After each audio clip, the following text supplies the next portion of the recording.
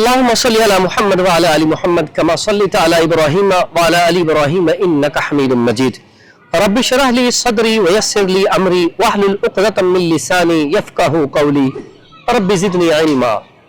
امید ہے کہ آپ سب لوگ خیر و عافیت سے ہوں گے، ہنستے مسکراتے ہوں گے۔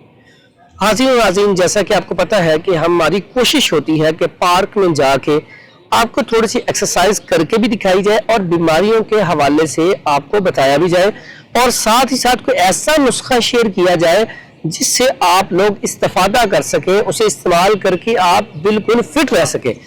تو اس کے لیے ناظرین، آج میں آپ کو جو نسخہ بتانے جا رہا ہوں یا ایکسرسائز بتانے جا رہا ہوں، اور ساتھ ہی ساتھ آپ کو یہ بھی بتلانا ہے کہ آپ اس بیماری کو جج کیسے کریں گے، آپ کو کیسے پتہ چلے گا کہ وہ بیماری آپ کے اندر ہے یا نہیں۔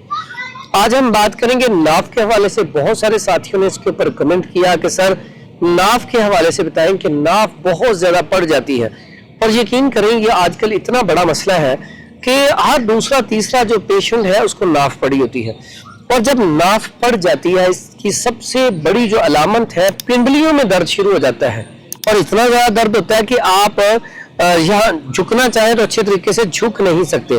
بہت سارے ایسے پیشنٹ ہوتے ہیں جن کو بھوک لگنی کم ہو جاتی ہے، کچھ پیشنٹ ایسے ہوتے ہیں جنہیں کانسٹیپیشن قبض کی شکایت بہت زیادہ ہو جاتی ہے۔ اب ناف کا ٹل جانا، ٹھیک ہے، اب ناف کیا ہوتی ہے، تھوڑا سا سائیڈ چینج کی، اوپر نیچے سائیڈ پہ گئی تو طبیعت اپسٹ ہو جاتی ہے۔ تو اس کے لیے آج آپ کو بتائیں گے اس کا طریقہ کیا ہے، کیسے چیک کیا جائے کہ آپ کو ناف پڑی ہوئی ہے یا نہیں۔ اس میں سب سے پہلا طریقہ میں آپ کو جو بتانے لگا ہوں، آپ نے سب سے پہلے یہ ہاتھ کو ایسے کرنا ہے، اور یہ جو لائنیں ہیں یہ والی، بالکل یہ والی، یہ لائنیں برابر کرنی ہے۔ اس کے بعد اسی طرح آپ نے دیکھنا ہے یہ آپ کی ساری لائنیں برابر ہیں اینڈ تک، تو آپ کو ناف نہیں ہے۔ اگر آپ کی لائنیں اوپر نیچے آ رہی ہیں، دیکھیں میں کر کے تھوڑا سا آپ کو دکھا، یہ دیکھیں اوپر نیچے ہو رہی ہے لیکن انگلیاں برابر ہیں لیکن اوپر نیچے ہے، تو اس کا مطلب آپ کو ناف پڑی ہوئی ہے۔ دوسرا اس کا طریقہ ایک اور چیک کرنے کا بتاؤں گا آپ کو، لیکن وہ اینڈ پہ ویڈیو آپ پوری دیکھیے گا، اینڈ پہ آپ کو وہ طریقہ بھی بتاؤں گا اور نکالنے کا طریقہ بھی ہوگا وہ۔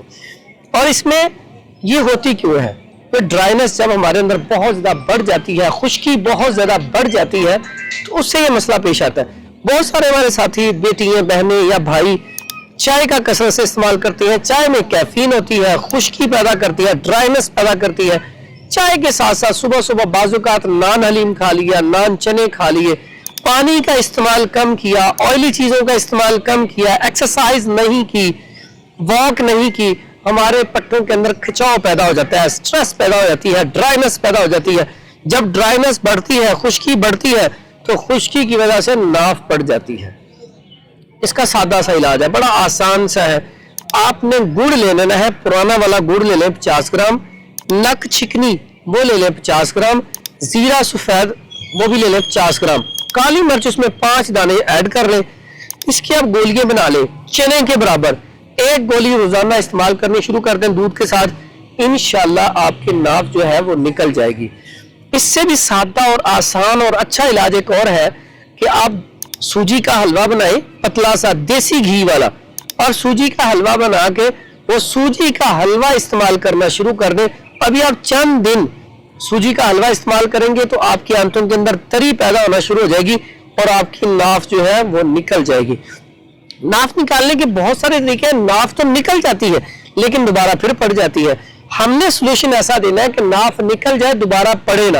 اس کے لیے پانی کا استعمال زیادہ، جو آپ ہنڈیاں استعمال کریں اس کے اندر دیسی گھی کا استعمال کریں، چوری دیسی گھی کی بنا کے استعمال کریں، یہ بھی ناف کا علاج ہے۔ اور جو میں نے آپ کو کہا سوجی کا حلوہ اور دلیا گندم بھی اگر آپ دیسی گھی میں بنا کے کھائیں تو یہ ناف کا بڑا بہترین علاج ہے۔ اس کے ساتھ ساتھ آپ کو ایکسرسائز ایک میں کر کے دکھا دیتا ہوں، اس سے ایک تو آپ کو یہ پتا چل جائے گا کہ آپ کو ناف پڑی ہوئی ہے یا نہیں۔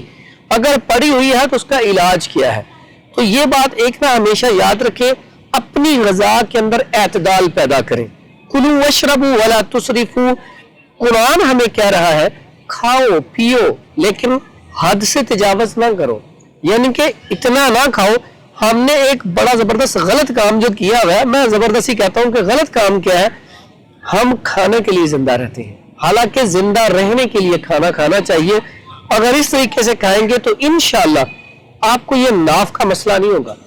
اور یہ جو آپ ہماری ویڈیو دیکھتے ہیں हमारी जब भी आपने पूरी वीडियो देखनी हो, आप हमारे YouTube चैनल के ऊपर आके वहां पे पर हमारा जो YouTube चैनल है उसको सब्सक्राइब करें, वहां पे आप पूरी वीडियो देखिए। अक्सर औकात हम रील्स लगाते हैं, short, Facebook page, TikTok, Instagram पे आप शॉर्ट देख सकते हैं, लेकिन पूरी वीडियो, पूरा नुस्खा देखने के लिए आप हमारे YouTube चैनल को जरूर सब्सक्राइब कर लें।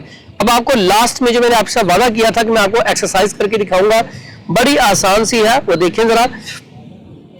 आपने क्या करना है, आपने सुबह सुबह जब आप नमाज पढ़ते हैं, नमाज के बाद आपने ऐसे खड़े हो जाना है। ये देखें, पाँव आपने बिल्कुल साथ जोड़ लेने हैं और ये अपने ये अंगूठे जो है ये अपने पाँव को लगाने हैं। ये देखें,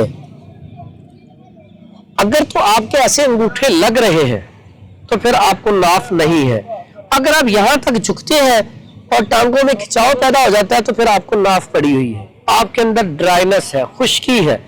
तो इसलिए आपने ये अंगूठे जो है, ये अंगूठे यहाँ पे लगाने हैं। अगर आपको नाफ पड़ी हुई है तो आप ये अमल रोजाना सुबह 4-5 मिनट करेंगे तो इंशाल्लाह जिस दिन आपके ये अंगूठे टच होना शुरू हो गए और 5 मिनट तक आपने हाथ लगाए रखे तो आपकी नाफ अल्हम्दुलिल्लाह बिल्कुल ठीक हो जाएगी। लेकिन साथ ही साथ आपको एक चीज बताता चलूं जो मेरा बड़े सालों से एक एक्सपीरियंस है। ऐसे अफराद जिनको नाफ पड़ी हो, अगर वो सरसों का ऑयल नाफ के अंदर कम अज कम इतना हो, वो डाल के तो उसे जज़ब करके सोए और उसके बाद जब सोने लगे तो पाँव के तलवों के ऊपर लगा ले तो अल्हम्दुलिल्लाह उनके कानों से जो आवाजें आती हैं छाई छाई की वो भी खत्म हो जाएंगी और नाफ अल्हम्दुलिल्लाह अल्लाह के हुक्म से चंद दिनों में नाफ निकल जाएगी। और नाफ के अंदर ऑयल लगाने के बेशुमार फायदे हैं, इसमें अल्लाह ताला ने बड़ी खैर रखी है। ड्राइनेस नहीं होती, कब्ज नहीं होती, बवासीर नहीं होती और साथ साथ नाफ भी नहीं पड़ती। दुआ में याद रखिएगा। हकीम हाफिज फरहान हनीफ, मक्की बैतुल हिकमत, लाहौर।